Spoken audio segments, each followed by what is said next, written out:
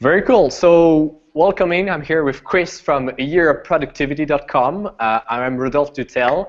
I work on thatcuriousguy.com, and I'm very happy to get Chris in the show today because Chris is running an extremely interesting experience about how to be productive. He started doing this in May 1st, 2013. So now we're fast approaching 1st of November, which is a halfway mark. And I'm delighted to have Chris with us today to tell us a bit more about his experiment. So Chris, would you please introduce yourself and tell us a bit more about yourself? Hey, Rudy. Thanks for having me on. My name is Chris, as you mentioned, so that's out of the way. I graduated in May from a university named Carleton University here in Ottawa. I'm not going to try to turn my camera to show you how cold. I guess you can't really see how cold it is outside. It's cold today. It's becoming winter. I've been living in Ottawa for a few years, and I went to business school here. And I graduated, as you mentioned, on May 1st of this year. And when I graduated, I received a couple of full-time job offers that I decided to decline to start this project that you mentioned, named A Year of Productivity. So for 1 year, from May 1st, 2013 to May 1st, 2014, I'm eating up as much as I can about productivity. I'm doing weird productivity experiments on myself. I'm reading as many books as I can about productivity. I'm interviewing people who are living productivity every day of their lives just to write about everything that I learned on ayearofproductivity.com. Sounds terrific, and it's been showing. Your blog has been around on Twitter, it's been featured on TED blog, and honestly, I'm very interested with different productivity experiments. It is very much in the spirit of what we try to do at That Curious Guy, balancing work and life. So can you tell us a bit more about the different experiences you've been running so far? Oh, there's a ton of them. My most recent one, the one that was featured on the TED blog, you can capture. Something just came up. Sorry. The one that was featured on the TED blog was I watched 70 hours of TED Talks over 7 days, and yes, that was an incredible experiment because there's just so much information, and I had the chance to experiment with productivity in terms of how caffeine affected my focus, my energy, my information retention, how taking breaks affected that, how meditation affected that. All three really concepts that I love because you don't really think about your caffeine intake too often. You kind of have a routine. Same with your breaks. You might not think about your breaks too often. So I really wanted to dive into that with that experiment. But that's just one experiment. I meditated for 35 hours over a 1 week period. I used my smartphone for only an hour a day for 3 months. I'm doing an experiment right now where I'm lowering my body fat percentage from 17%, which is considered average, to 10%, which is considered athletic level, highly athletic, while I gain 10 pounds of lean muscle. I have one right now. I usually don't dress this nice.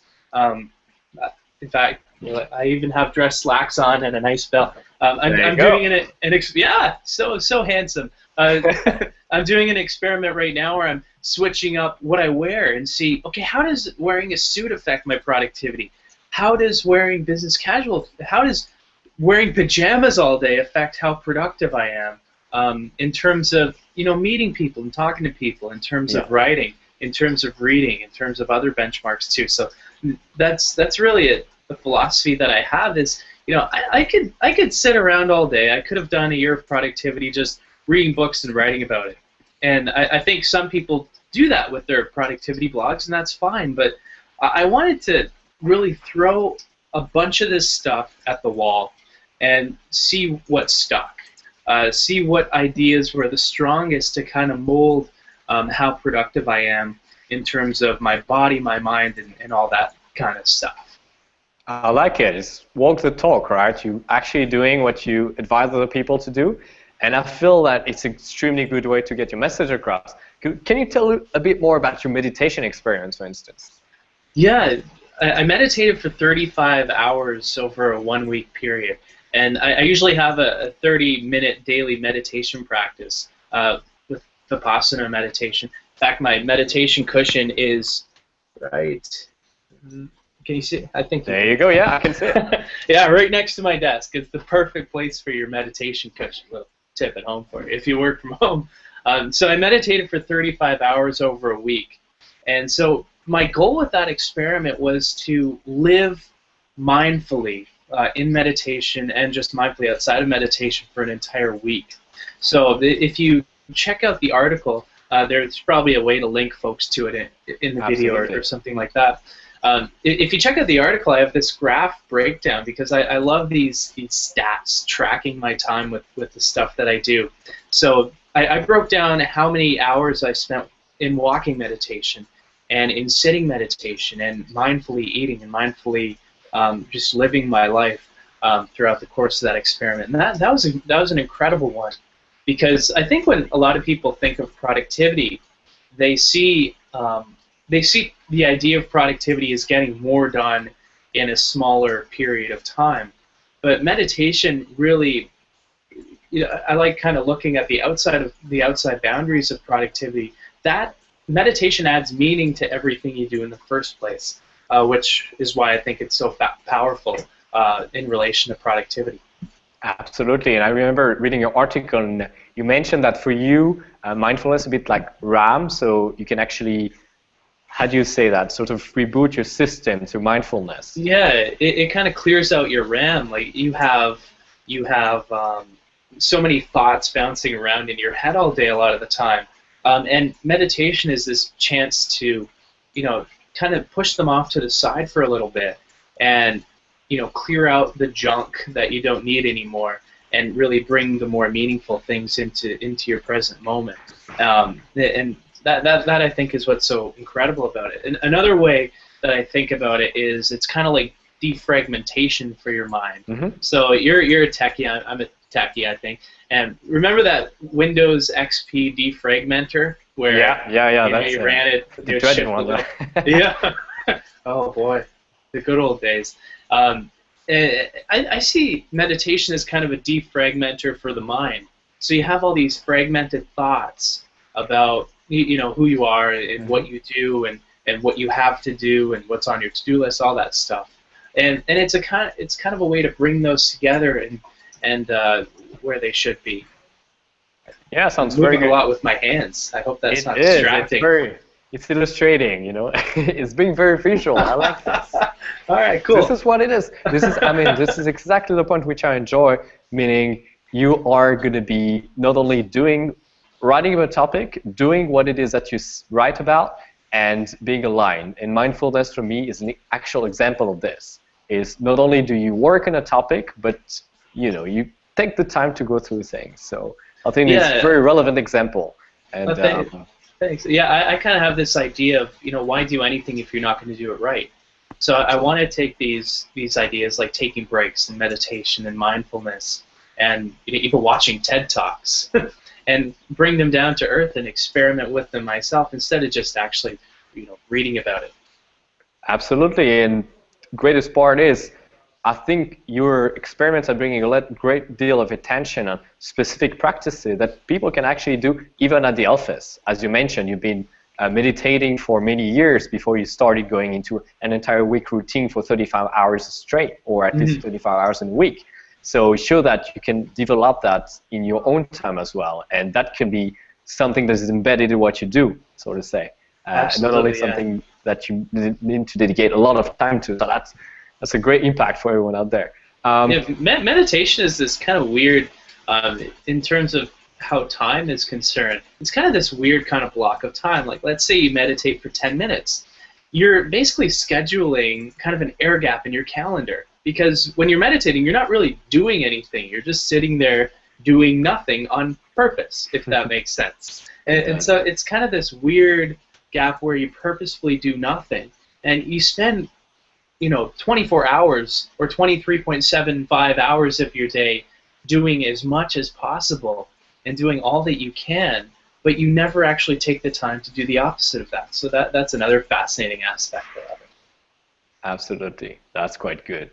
Recently, I know you've been running another experiment about TED Talks. I think most of people watching, and certainly myself and you, I know, are quite keen of watching thought leaders talking about topics for about 18 minutes and enlightening everyone. I understand you've been watching about 296 TED Talks. Yeah, 200. I think that was the total. 296. 296 TED Talks in a week. Can you tell us a bit more about that experiment? Because I'm very curious. Yeah, in terms of like the actual how I did it, I sectioned my schedule every day into kind of two different ideas. There were parts of the schedule where I searched and downloaded new TED Talks, and there were parts of it where I consumed the TED Talks. So I decided to, separate the consuming of TED Talks from downloading the TED Talks, because you're much more productive if you don't have that process loss between watching the different talks, where you have to, okay, what do I watch next? Whereas if you just have it. So I downloaded mostly video talks, but also audio talks as well, because one really powerful thing that I discovered throughout the experiment is that you can listen to the audio of a TED Talk, still consume and retain the information that they communicate in the TED Talk while you be productive doing other things, So for example, you can put on this TED Talk in your ears and there's somebody talking to you while you do the dishes. And back to the whole mindfulness, there's mindless activities that you can do that require a lot of time, but very, very little attention. Whereas a TED Talk is the opposite in a lot of ways, because it requires a lot of your attention, especially if you're listening to a talk on dark matter, for example. And so what you can do is you can pair these two things up. You can pair this excellent, rich, dense TED Talk from an expert in their field. You can listen to it while you do something mindless, so your hands have something to do that you don't think too much about. Cooking, cleaning, doing the dishes, sweeping, whatever, while you consume that information. That was something interesting that I found. That's great. So you get to organize yourself so that you could consume more content, because that does, every time we watch a TED Talk, it's a condensed amount of information that's brilliantly delivered. And I know you've been listing, I'm not going to spoil it all, but for people out there, Chris has been listing amazing characteristics of the best speakers, as well as a list of TED Talks helping you be more productive. So it's definitely worth checking out. It was a fascinating opportunity in that regard, because these are the people who are at the top of their fields in the areas of TED stands for technology, entertainment, and design. So you have all these innovators from these three areas gathering together. These are the cream of the crop in these fields, and they talk about who they are and where they got to where they are and what they're working on and what they've accomplished. And to be just completely surrounded by these people who have the characteristics that I talked about in the blog post, like being just insanely, crazy. Some of them are basically insane. Some of them are, so curious about everything. To be completely immersed in that world for an entire 70 hours over the course of a week was incredible. That sounds like a very good experiment. And I know for sure that you've been recommending a lot of different TED Talks, actually over 100 for people that might not have the time to go through it all. So that's also definitely worth checking it out on your blog. So what other experiments do you have lined up in the next few weeks and few months? Oh, well, I'm planning for a few, but one interesting one that I have coming up, in addition to this one that's in progress right now, as well as my body fat one or my body composition one that's in progress, is just a week of being a complete slob. So I'm a productive person by nature, and I hate when I'm not productive. I'm hard on myself when I'm not productive. And so I want to take a week of my time to eat as much crap as possible and not work out, which I love, and just be a complete slob for a week while trying to, crank out articles and be productive with the website to see how being a slob affects how productive I am. So that's an exciting one that, I'm still formulating the rules, because I like to spend a good amount of time designing these experiments before I do them, because again, why do anything if you're not going to do it right? But that's what I'm excited about. coming up. Absolutely, sounds exciting. So tell us, how can people support you and get in touch, like read your material and get in touch with you? Yeah, well, I'm at ayearofproductivity.com. I'm on Twitter at AYOProductivity because a year of productivity was too long to get for Twitter. I guess they limit the user name length. I have this really cool pitch-in methodology for the website where if you find what I make to be valuable, you can pitch in a few bucks to help me build up the site. And I'm not one to beg for money by any means, but if you do pitch in, I put 75% of what you give right back into the project to build it up, to pay for more cool experiments. Because my dream is to do these wacky, crazy experiments that nobody's done before. And some of those take a bit of money, so that's where the money would go. And plus, I'll write you a nice handwritten letter if you pitch in. So that's kind of the money angle behind the website to help build it up. So yeah, the pitch in, Twitter, the website.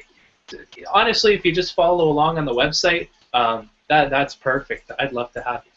Absolutely, sounds great. Some business karma for everyone out there. This was Chris from ayearofproductivity.com. Follow him on Twitter, hit his blog, and follow all the new experience he has to give. If you like what you see, do pitch in because he's cooking out some amazing stuff. So thank you very much, Chris, for being with us today. Thanks so much for having me. I wish you all the very best. You too, Rudy. Thanks a lot. Catch you next time. Take care.